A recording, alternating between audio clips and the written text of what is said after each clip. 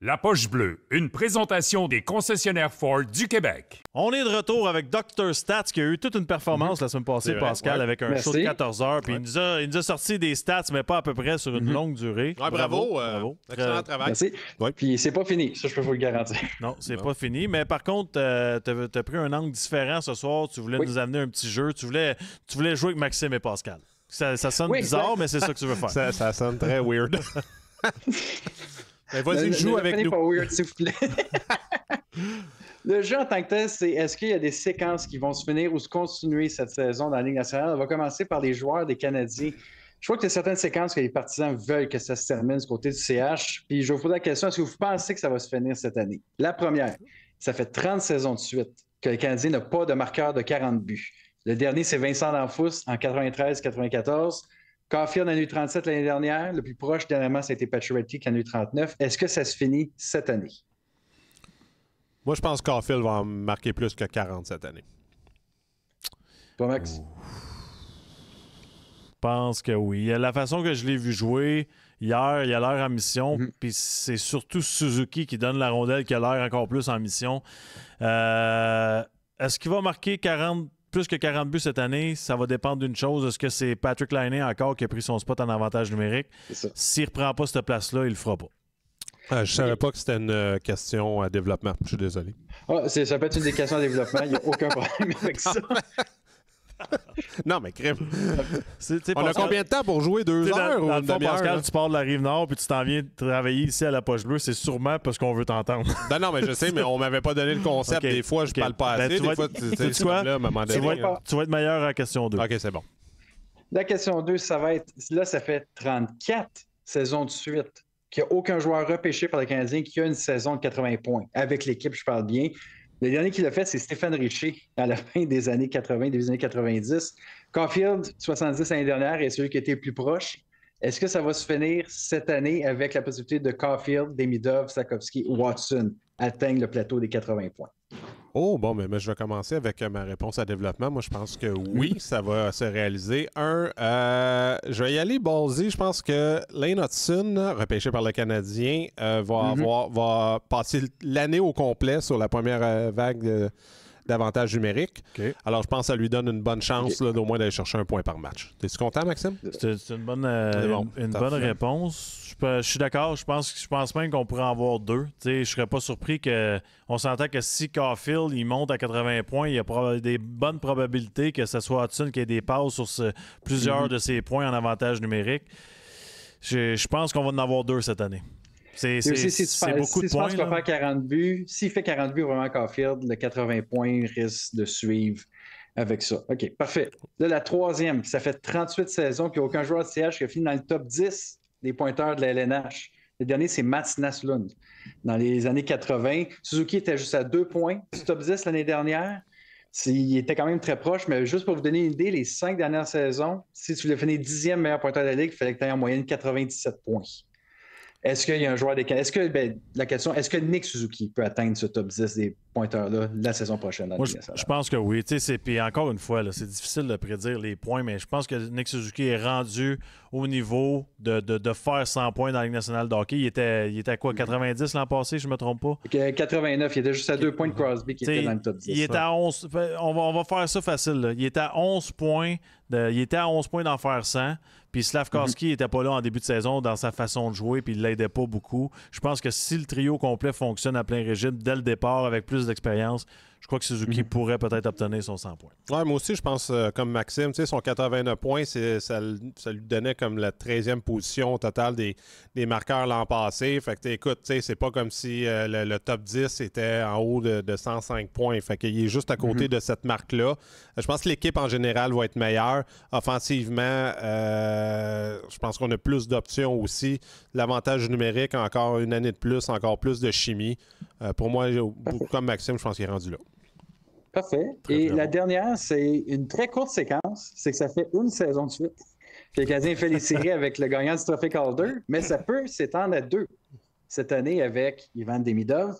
Juste une idée, la dernière fois qu'une équipe a fait les séries 2 années de suite avec le gagnant du Calder, c'est Toronto il y a plus de 80 ans.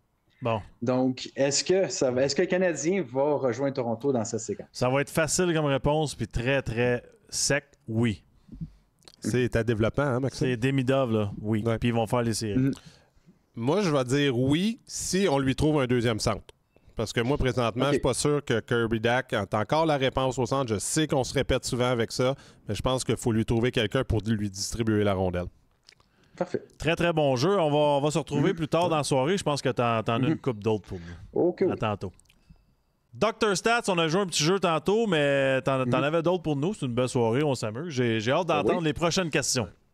Mais là, on était sur les joueurs des Canadiens. Maintenant, on va aller sur l'équipe des Canadiens en général. Donc, encore une fois, le jeu, c'est est-ce que la séquence va se finir cette saison? Et pour l'équipe des Canadiens, la première que j'ai pour vous, c'est que ça fait 14 saisons complètes. Et je spécifie complète, donc une saison de 82 matchs.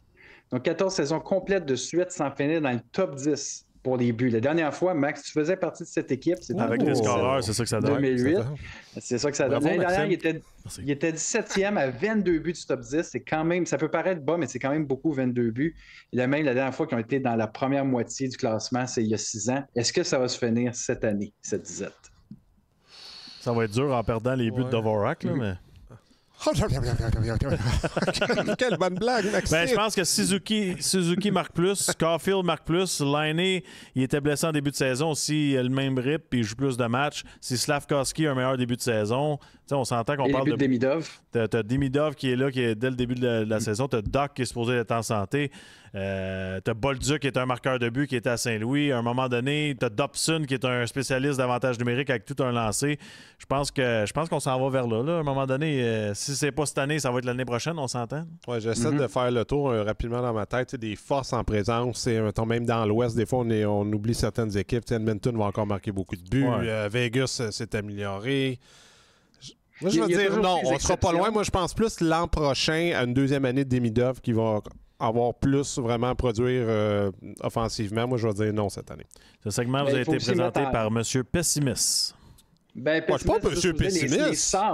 Les Sabres ont fini dans le top 10 l'année dernière pour les buts. Donc, c'est possible même. Oui, les Sabres ont fini. Ils étaient 9e meilleure attaque. Oui, mais c'est parce qu'on te cache de l'information dans ton jeu. Oui. Mais la défensive est encore pire. Donc, c'est ça le problème pour eux. C'est un bon but. La deuxième séquence que j'ai, c'est que là, ça fait 11 saisons complètes de suite qu'on ne finit pas dans le top 10 pour l'avantage numérique. Ça, personnellement, je pense que c'est la séquence où est-ce que j'ai plus confiance qui va terminer cette année. L'année dernière, le Canadien était 21e sur l'avantage numérique et sans Laine sur la première vague ou quand il était blessé en tant que tel, le Canadien était à 22 %. Donc, moi, je pense que si Laine n'est pas sur la première vague, le Canadien peut finir dans le top 10. Moi, je suis convaincu qu'on va sortir dans le top 10. Dobson va aider énormément. Tu as parlé de Laine. Caulfield va avoir une bonne saison. Demidov, Martin Saint-Louis a beaucoup d'options. Fait que même si, mettons, il y a une unité de 5 qui une passe un peu plus difficile, mais cette année, on a des solutions de rechange pour essayer de donner un peu d'énergie à ça. Fait que moi, je vais dire oui. Moi, je pense que la seule et unique raison qu'on va avoir 2 avantages numériques, ça sera pas si pire. Puis la première va fonctionner, mais il reste que là, l'an passé, il y a eu des fois, je pense qu'on avait des gars de 4e trio sur le deuxième powerplay. Tu penses pas que la première unité va jouer 1 minute et demie? Oui, mais le 30 secondes l'année passée, on le donnait. C'est vrai. Puis là, tu as Dobson probablement sur le deuxième powerplay. Ou Matheson.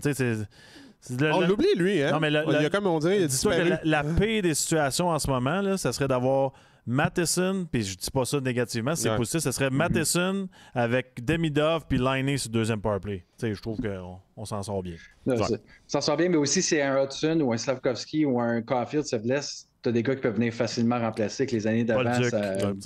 Ça aurait fait un peu plus dur. Ouais. Puis, toutes les séquences que j'ai montrées depuis le début, en passant, ça, c'est les plus longues dizaines dans la Ligue nationale, en passant. De la prochaine, s'il ne l'est pas, c'est que les Canadiens, ça fait 6 saisons complètes de suite qui n'ont pas récolté 100 points. Est-ce que ça va être possible pour vous autres cette année? C'est pas la plus longue dizaine dans la Ligue, mais ça fait quand même déjà un petit bout. Ça fait depuis 2016-2017. Moi, je pense pas qu'on va se rendre à 100 points. Je pense qu'on va avoir une meilleure saison que l'an passé. On va être plus je dirais plus entre 93 et 97 à peu près. Je trouve que la section S, encore la conférence de l'Est, est encore très forte. Il y a des bonnes équipes. On va s'améliorer un petit peu, mais rendu là, je pense que ça va peut-être être difficile. C'était combien de points l'an passé pour rentrer en série? 91. 9 points de plus, c'est mettons 4-5 victoires de plus.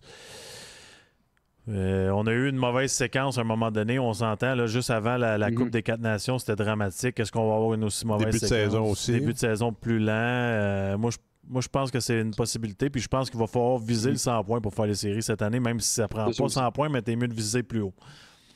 Ça, c'est sûr. Ben là, la prochaine séquence va un peu avec ça, c'est que ça fait 4 saisons de suite que les Canadiens s'améliorent d'année en année. Le nombre de points augmente de saison en saison. C'est la seule équipe dans la Ligue nationale qui a fait ça dans les 4 dernières années. Est-ce que selon vous autres, ça va se poursuivre? Moi, j'ai entendu Pascal, tu penses suite que ça va être le cas parce qu'ils ont quand même monté de 55 à 68 à 76 à 91 points l'année dernière. Tu vois qu'il y a toujours une belle augmentation, mais de plus en plus que tu te rapproches du sommet, de plus en plus que c'est difficile d'augmenter sur ton nombre total de points. Moi, je pense que ça va, comme je disais tantôt, je pense que ça va continuer à s'améliorer, mais en même temps, le Canadien va avoir un défi qu'on va plus surprendre aucune équipe. Je pense qu'on a créé une certaine réputation que c'est une équipe qui est difficile à affronter, c'est une équipe qui peut nous surprendre. Peut-être, le mardi, mercredi soir là, du mois de janvier, février, dire OK, c'est le Canadien, on va en prendre une. Ça ne sera pas trop difficile. C'est une équipe de jeunes. Là, maintenant, ils viennent avec une certaine réputation, puis ils le savent, ils ont battu des bonnes équipes toute l'année passée. Je pense qu'ils vont être pris encore plus au sérieux cette année. En même temps, Pascal, il y a beaucoup d'équipes qui ont joué au-dessus de leur tête, selon moi, l'an passé. Mettons Washington. Là. Ils ont dominé toute l'année. Je pense pas qu'ils vont être aussi bons cette année. Le Ovi, il ne cherche plus son record. Tu vois qu'il va avoir, comme ton expression que tu aimes utiliser, la caisse de bin va être bien remplie. Moi, j'adore la caisse de bin. Mais tu sais, je dis pas que le Canadien va pas avoir une bonne saison. Moi, je pense qu'il va avoir une très bonne saison, mais il y a de la compétition, il y a des bonnes équipes aussi. Fait que tu sais, c'est rendu là, tu peux t'améliorer, mais de combien? C'est pas parce que tu t'améliores de 4-5 points que c'est négatif non plus. Là. Je suis d'accord. C'est les différents dans l'Est aussi, aucune équipe fait une reconstruction totale, comme certaines équipes dans l'Ouest font encore. Je sais que les Pingouins sont un peu dans une pente descendante, mais ils ont quand même encore des excellents joueurs dans l'équipe. Donc, c'est ça qui rend ça un peu plus difficile. Très, très bon. Monsieur Dr. Stats, on va se revoir pour la fin de ce jeu-là dans quelques minutes. De retour avec Dr. Stats pour jouer notre jeu préféré. Dr. Stats, parle-nous ça un peu, puis là, je pense que ça va aller vite parce que t'en as pas mal pour nous. Là, c'est Rapid Fire. Là, c'est à travers la Ligue nationale. La première, c'est la plus facile, je crois, de toute la journée. C'est 14 saisons de suite où les Sabres ne font pas les séries. Est-ce que la séquence se finit? Je peux juste vous dire non. Non. Hey, ça peut pas être plus vite que ça. Non. Honnêtement, je pense qu'ils sont pires que l'année passée. Next question, je parle plus d'eux autres. La prochaine, ça fait 20 saisons de suite que Sidney Crosby a récolté au moins un point par match. Est-ce qu'il va monter ça à 21 et augmenter son record? Oui, je suis convaincu. Il veut, lui, son but premier, c'est d'amener les Pingouins en série. Il va être motivé. Encore une bonne saison pour Sid. Sidney Crosby est en mission. Je pense qu'il va toujours être à 1 point par match parce que le jour qu'il ne sera pas, il va prendre sa retraite. Il est orgueilleux. Oh. OK, parfait. Et on va continuer à parler des capitaines. Ça fait 4 saisons de suite qu'un capitaine est échangé durant la saison. L'année dernière, c'est Marchand et Trouba. Okposo la saison d'avant, Horvat et Giroux les saisons précédentes. Est-ce qu'encore cette année, un capitaine va être échangé durant la saison? Et je m'en ai une grande évidence, c'est Nick Crosby. Bonne question. Moi, je vais y aller non parce que ils ont tous échangé dans les dernières années. Ah, ça, c'est plate comme réponse. On s'amuse. Je pense que oui, parce que, tu sais, il y a des équipes qui sont en fin de reconstruction ou en reconstruction, puis ils ont des leaders. Tu sais, je pense, je dirais pas, c'est peut-être pas le bon exemple, un gars comme Foligno à Chicago, il va être utile à une équipe cette année s'il est capitaine, puis Chicago sont encore dans le bas du classement, puis ils peuvent aller chercher de quoi de solide. Ils penseront pas 2 fois, là. Et tu as un autre capitaine que je suis sûr que de plus en plus que ça va être long, qui ne va pas signer, son nom va être rajouté dans les rumeurs, ça va être Connor McDavid qui va se rajouter peut-être à cette ligne-là. Je pense pas qu'il va être échangé, mais tant soit temps qu'il ne signe pas, c'est sûr que les rumeurs vont continuer à Edmonton. La prochaine question, c'est, là, ça fait 9 saisons de suite, justement, que les Oilers ont un joueur d'au moins 100 points. Ouais. C'est la deuxième plus longue séquence de l'histoire de la Ligue nationale. Oui, merci. Oui, aussi facile que Buffalo, garanti. Ouais. Merci, merci, bye-bye. Excellente question. La prochaine, ça fait 3 saisons de suite que Kucherov a au moins 80 aides. Est-ce qu'il va rejoindre Wayne Gretzky en étant les deux seuls avec 4 saisons de suite d'au moins 80 aides? Oui, je pense que oui. Je veux voir ça, moi, parce que je trouve que Kucherov, à sa façon, il est toujours en haut du classement des marqueurs, puis on dirait qu'on lui donne pas le respect des McKinnon, des McDavid, des Crosby à l'époque. Il n'y a pas ce respect-là. Je veux le voir encore battre des records. Moi, je pense que ce gars-là, c'est un joueur spectaculaire. Ouais, puis ils ont encore une bonne équipe à Tampa Bay, là. Ouais. Un très bon avantage numérique, donc c'est sûr que ça l'aide aussi pour les aides là-dedans. Maintenant, les 2 derniers, ça va être à propos de la finale Coupe Stanley. En premier lieu, ça fait 6 saisons de suite qu'on a une équipe de la Floride en finale. Est-ce qu'on y va pour 7? Moi, je vais y aller non, parce qu'à un moment donné, ils vont casser à quelque part, que ce soit par les blessures, que ce soit à un moment donné, que ce soit un mauvais break. Il y a d'autres équipes aussi qui... Tu sais, des fois, c'est de la chance aussi. Je pense qu'ils ont joué beaucoup de hockey. Je vais dire non. Ben, check. Il y a 8 équipes en série, right? On s'entend dans notre conférence. Il y en a 2 en partant. Tu as une chance sur 4 que ce soit en Floride. C'est Tampa Bay puis Floride. OK? Fait que, puis en plus, ils sont meilleurs que les autres équipes. Je vois pas qui peut battre ces 2 équipes-là, mettons. La Caroline. Lâchez-moi. Ça fait 10 ans que vous me parlez. Non, mais ils ne gagneront pas à chaque année. Ils ne gagneront pas à chaque année, Max. Là, je les adore, les Panthers, mais on parle d'aller en finale. Là. Ben oui. Oui, d'aller en finale. Moi, je pense qu'ils sont en finale cette année. Encore. Tampa Bay ou Floride, oui. Pas sûr. OK. Bon, OK. Déplaisant. Bon, ben, parfait. Retournons en Floride. Et la dernière question, c'est si ça fait 31 saisons de suite qu'une équipe canadienne ne gagne pas la Coupe Stanley, est-ce qu'on va monter à 32? Ben, sais-tu ce que j'aime dans cette question-là? C'est que si ça passe par une victoire d'une équipe canadienne cette année, selon moi, ça doit passer par Edmonton. OK? Ouais. Les probabilités de ça sont que ce soit une 3e année consécutive en finale. Puis, on s'entend que si ça arrive pas, qu'ils se rendent en finale, c'est parce que McDavid va être parti. Parce que c'est soit qu'on gonfle une équipe, puis qu'on l'entoure, puis qu'on a vraiment une équipe pour gagner la Coupe Stanley, ou il part. Fait que pour moi, c'est drame ou championnat. Il n'y a pas d'entre-deux. Ou si c'est, par exemple, on ne sait pas comment, les Maple Leafs qui finissent cette séquence-là, ça veut dire qu'ils ont sorti les équipes de la Floride pour... Oui, mais Dr. Stats, il y a des choses qui ne changent pas. Là. C'est Buffalo, à chaque année, sont pourris. Caroline, à chaque année, tout le monde pense qu'ils vont gagner la Coupe. Edmonton, les gars vont faire 100 points. Quoi d'autre qu'on pourrait mettre? Ben moi, je dis plus rien. Moi, je me fais bullier à chaque réponse que t'es pas content. Ben, fais juste dire celle que je t'ai dit de dire, là. OK, mais là, tu me donnes tellement de pages, même, que je me perds dans mes notes. Mais pourquoi pas? Tu sais, quand, mettons, l'année passée, Toronto gagnait 2-0 dans la série contre les Panthers. Ça s'en va en période de surtemps.